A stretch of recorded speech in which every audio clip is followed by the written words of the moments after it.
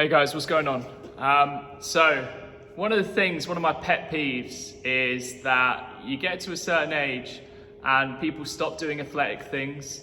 You know, they kind of think that if I'm going to go to the gym, you know, I need to be doing like classic bodybuilding stuff. You know, I don't want to look out of place, etc. But being athletic is, I think, going to become more and more important for people. Generally, what we're looking at as we get older is we obviously see a decrease in muscle mass. We see a decrease in overall strength, and I think it's important that we try and keep hold of those qualities.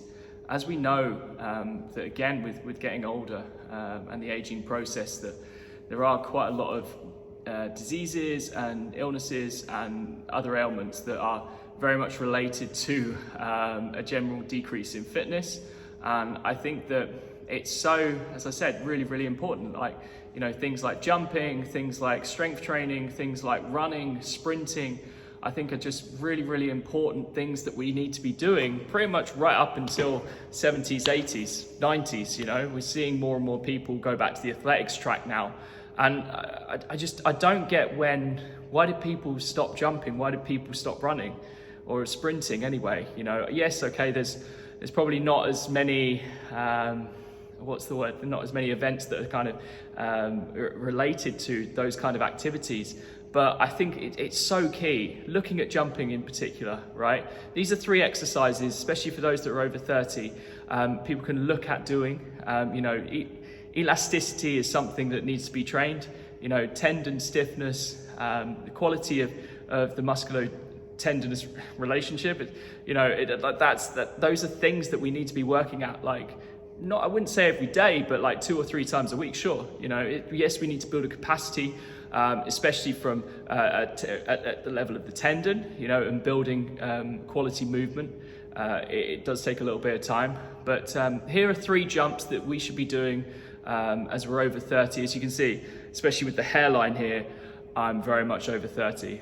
I'm 34, I look 44, but hey, we roll with it. Anyway, so first jump we're going to do is a pogo jump. So imagine we're jumping on a pogo stick. Right, so main thing we want to be doing with this jump is keeping a nice flat foot. So we're using the floor to be nice and reactive. So I'm looking for minimal ground contact time, but I appreciate that we might want to ease into this. So it might be that, well, we're going to start with the hands on the hips. It might be that we're just bouncing a little bit. We're just going to do 20 bounces like this, okay? As you get a bit more confident, you're shortening that ground contact time, then landing with a nice flat foot, okay? You kind of lean into that one or build a capacity for that over time, but I would just start with a couple of sets of 20. If it's a low bounce, that's cool, all right? But as you go on, you'll start to see you're more and more reactive. You start to use the floor more efficiently, you know? You start to see those ground contact times become quicker and quicker. Next one is looking at a similar exercise, but now we're just looking at the left foot and the right foot individually. All right, so using a line, just bouncing left to right, just over that line. Okay, so just so that I can show you that I can do it both ways. That's definitely a bad quote right there.